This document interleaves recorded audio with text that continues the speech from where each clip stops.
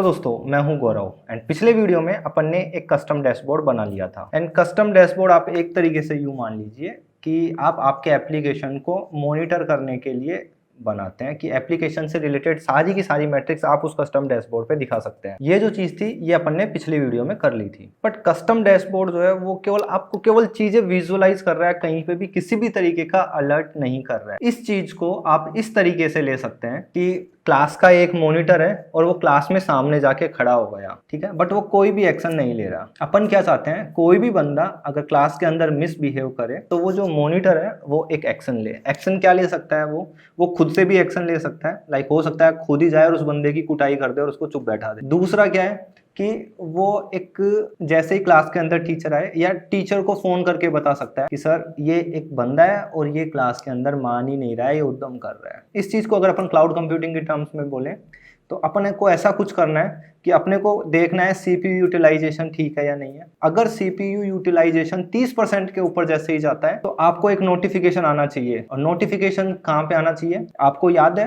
पिछले कुछ वीडियोस में जब अपन ने एसएनएस देखा था तो वहां पे अपन ने एक टॉपिक बनाया था और उस टॉपिक को बहुत सारे मेल्स ने सब्सक्राइब किया था और फोन पे एक अलर्ट आ रहा था और अपन HTTP एंड पॉइंट पे भी हिट कर रहे थे। तो उन सबको वो एक नोटिफिकेशन सेंड करे कि भाई ये एक इंस्टेंस है और ये जो इंस्टेंस है इस इंस्टेंस का सीपीयू यूटिलाइजेशन 30% से ज्यादा हो चुका है। ये चीज अचीव कैसे करेंगे तो चलिए बताता हूँ। अब अपन अपने कंप्यूटर के स्क्रीन पे चलते हैं एंड यहाँ पे अपन चलते हैं मैट्रिक्स पे। एंड मैट्रिक्स पे जाने के बाद में आपको ये कस्टम मैट्रिक्स या कस्टम नेम स्पेस अभी के केस में नहीं दिखेंगे, डोंट वरी। ये कैसे लाते हैं, कैसे इनको बनाते हैं, ये मैं आपको आने वाले वीडियोज में बताने वाला हूँ। अगर आपको ये नहीं दिखे तो भी आपको टेंशन नहीं लेनी है। तो अभी अपन क्या करने वाले हैं, सीपीयू यूटिलाइजेशन के बारे में देखने वाले हैं। तो सीपीयू यूटिलाइजेशन अपने को EC2 इंस्टेंस का देखना है एंड यहाँ पे मैं पर इंस्टेंस मैट्रिक्स मैंने सिलेक्ट कर लिया। अब यहाँ पे सर्च करते हैं सीपीयू एंड ये देखिए सीपीयू यूटिलाइजेशन डेमो सर्वर 2 जो है इसके ऊपर अपन सीपीयू यूटिलाइजेशन वाला एक अलर्ट लगाने वाले हैं। जैसे ही सीपीयू यूटिलाइजेशन 30% से ज्यादा हुआ तो ये एक नोटिफिकेशन सेंड करेगा। इसको मैंने सिलेक्ट किया एंड इसको सिलेक्ट करने के बाद में आपको ये दिख रहा है क्रिएट अलार्म, आपको इस पे क्लिक करना है, ठीक है। तो आप एक इस पेज पे पहुंच जाएंगे। पहला मेथड तो ये है। दूसरा मेथड क्या है इसी चीज का, आप यहाँ पे जाओ एंड आपको ऑल अलार्म में जाना है एंड उसके बाद में क्रिएट अलार्म पे क्लिक करना है। अब यहाँ पे आपको मैट्रिक्स सेलेक्ट करनी है, ठीक है। घूम फिर के आप वही वो सारा का सारा कॉन्फ़िगरेशन दोनों जगह से सेम कॉन्फ़िगरेशन करने वाले हो। यहाँ पे नेम पे सेलेक्ट कर सकते हो। मैं यहाँ पे सिलेक्ट कर लेता हूँ EC2 एंड यहाँ पे डालता हूँ CPU एंड ये CPU यूटिलाइजेशन वाला आ चुका है एंड मैं सिलेक्ट मैट्रिक्स पे क्लिक करता हूँ। अभी आप देखो वही पेज आ गया घूम फिर के, ठीक है। अब अपने को क्या लगाना है, यहाँ पे अलार्म क्या लगाना है, अपने को अलार्म ये लगाना है। अपन ने डिटेल्ड मॉनिटरिंग इनेबल कर दी थी तो यहाँ पे मैं 1 मिनट के लिए लगा रहा हूँ कि अगर 1 मिनट तक एवरेज सीपीयू यूटिलाइजेशन 30% से ज्यादा रहा तो एक अलार्म ट्रिगर होना चाहिए। उन सारे के सारे बंदों को नोटिफिकेशन जाना चाहिए जिसने उस टॉपिक को सब्सक्राइब किया हुआ है, ठीक है। तो अब आप समझ गए होंगे मैंने एसएनएस पहले क्यों कवर किया है। मेरे को बहुत ज्यादा मैसेजेस आ रहे थे कि आप एसएनएस की जगह AWS लैम्बडा ले लेते, क्लाउड वॉच ले लेते, बट वहां पे अगर मैं ले लेता तो उस टाइम पे ये सारी की सारी चीज मैं आप लोगों को अच्छे से एक्सप्लेन नहीं कर पाता। अभी मैं जब आप लोगों को ये चीज बोल रहा हूँ कि जो अलर्ट जाएगा वो उस टॉपिक पे जाएगा और उस टॉपिक को जितने भी सब्सक्राइबर हैं उन सबको वो अलर्ट चला जाएगा, तो आपको चीजें समझ में आ रही होगी, ठीक है। यहाँ पे आप क्या कर सकते हैं कि भाई 1 मिनट का जो एवरेज सीपीयू यूटिलाइजेशन लेना है या 1 मिनट के अंदर जितना भी टोटल हुआ है आप सम भी ले सकते हैं। 1 मिनट का अगर 1 मिनट के अंदर अगर मैक्सिमम सीपीयू यूटिलाइजेशन जो है वो लेना चाहो तो आप यहाँ से वो भी ले सकते हो। तो अपन एवरेज सीपीयू यूटिलाइजेशन लेने वाले हैं, ठीक है। And greater than CPU utilisation greater than कितना होना चाहिए, यहाँ पे मैंने लिख दिया एवरेज सीपीयू यूटिलाइजेशन 30%। एंड उसके बाद में मैं नेक्स्ट पे क्लिक करता हूँ। नेक्स्ट पे क्लिक करने के बाद में अलार्म की 3 स्टेट होती है, एक तो इन अलार्म, एक ओके और तीसरा होता है अनसफिशिएंट डेटा। इन अलार्म का मतलब ये होता है कि आपने बोला है कि सीपीयू यूटिलाइजेशन जो है वो 30% हो चुका है। अगर 30% से ज्यादा है तो अलार्म का स्टेटस जो होगा वो इन अलार्म हो जाएगा, ठीक है। और अगर 30 से कम है तो ओके कि भाई ठीक है आपने जो बोला था उससे वो क्राइटेरिया अभी तक मैच नहीं हो रहा है, सब कुछ ऑल गुड, ठीक है।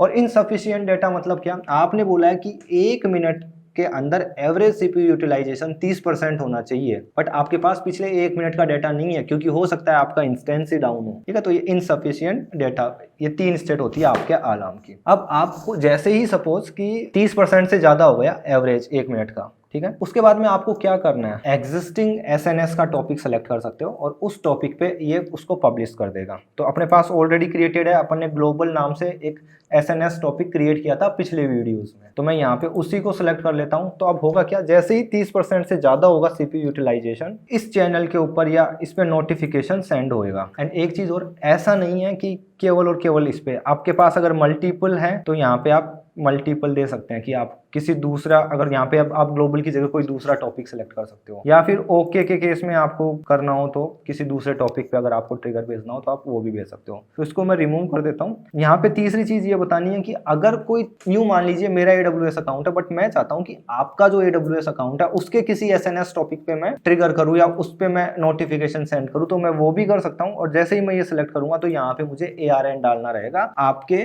SNS के टॉपिक का। तो यहाँ पे मैं एग्जिस्टिंग करके मैं ग्लोबल ही ले लेता हूँ, ठीक है। तो ये जो है ये क्लास का वो मॉनिटर है जो मॉनिटर क्या कर रहा है कि जैसे ही किसी बंदे ने उद्यम किया तो वो गुरुजी को फोन करके बता देगा कि सर ये बंदा मान ही नहीं रहा है। दूसरी चीज, यहाँ पे केवल आप एक नोटिफिकेशन सेंड कर रहे हो, बट यहाँ पे बात करते हैं लैम्बडा एक्शन। लैम्बडा एक्शन क्या है, जैसे ही थ्रेशोल्ड रीच हुआ कोई एक लैम्बडा फंक्शन अपन एग्जीक्यूट करवा सकते। तो लैम्बडा एक्शन क्या रहेगा, लैम्बडा एक्शन को आप सिंपली मान सकते हो कि लैम्बडा एक्शन जो है ये अलार्म ट्रिगर हुआ तो ये लैम्बडा फंक्शन ट्रिगर हो जाएगा। एंड आप लैम्बडा फंक्शन से कुछ भी एग्जीक्यूट करवा सकते हो, ऑटो स्केलिंग एक्शन करवा सकते हो, EC2 एक्शन करवा सकते हो। EC2 एक्शन में आप क्या कर सकते हो, जैसे ही इन अलार्म है, जैसे ही थ्रेशोल्ड की वैल्यू 30% से ज्यादा हुई तो आप क्या कर सकते हो, रिबूट दिस इंस्टेंस। ठीक है, करके देख लेते हैं ये चीज।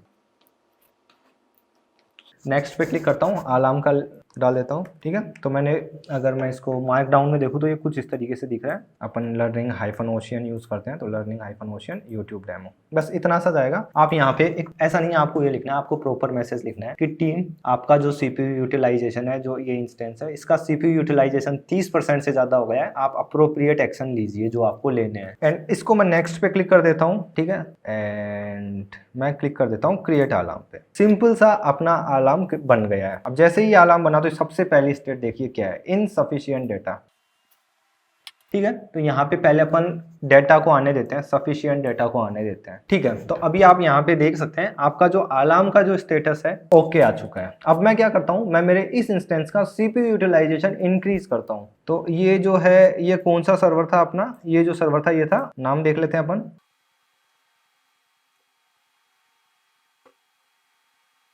ये अपना इंस्टेंस आईडी है 0FF, ठीक है।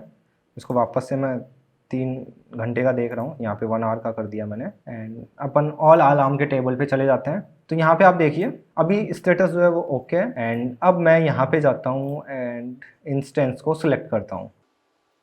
डेमो सर्वर 2 था जिसके ऊपर अपन ने ये अलार्म सेट किया है। अब मैं कनेक्ट पे मैं क्लिक करता हूँ एंड अगेन कनेक्ट।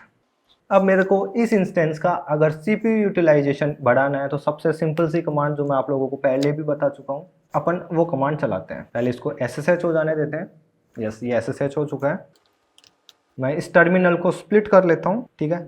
एंड ऊपर वाले टर्मिनल के अंदर मैं टॉप कमांड चला देता हूँ। तो आप टॉप कमांड से देखिए अपना जो CPU यूटिलाइजेशन है वो 0.3% है। यूएस मतलब यहाँ पे होता है यूजर स्पेस। तो आपका जो यूजर स्पेस है उसके अंदर 0.3 जो है, केवल इतना सा CPU यूटिलाइज हो रहा है। और ये आपका 100% ऑलमोस्ट आइडियल पड़ा हुआ है CPU। अब अपन CPU को बोलते हैं भाई कुछ काम करो, काम स्टार्ट करो। तो मैं यहाँ पे यस कमांड चलाता हूँ, यस gorow/dev/null, Ctrl+C, एंड मैं end% चलाता हूँ जिससे ये जो प्रोसेस है ये बैकग्राउंड में चला जाएगा। ओके, अब आप CPU यूटिलाइजेशन देखिए, यहाँ पे ऑलमोस्ट CPU यूटिलाइजेशन जो है वो 16% हो चुका है। सेम इसी कमांड को मैं एक बार वापस चला देता हूँ, एक बार मैं वापस से चला देता हूँ। तो अभी आप देखिए मेरा जो CPU यूटिलाइजेशन है वो ऑलमोस्ट 65% के आसपास पहुंच चुका है। और ये इतना ही रहेगा, 60 के ऊपर ही रहने वाला है CPU यूटिलाइजेशन, ठीक है। और अगर अभी आप चाहो तो इसके यहाँ पे अगर आप मैट्रिक्स देखोगे तो इस मशीन का आप मैट्रिक्स अगर देखो तो यहाँ पे अभी अपडेट होना स्टार्ट हो जाएगा, आपको CPU यूटिलाइजेशन दिखना स्टार्ट हो जाएगा। तो मैं पेज रिफ्रेश करता हूँ तो आप यहाँ पे अभी भी देख सकते हो, अभी भी आपका जो CPU यूटिलाइजेशन है वो 60% के आसपास है, ठीक है। और अपन ने जो थ्रेशोल्ड लगाया था वो लगाया था केवल और केवल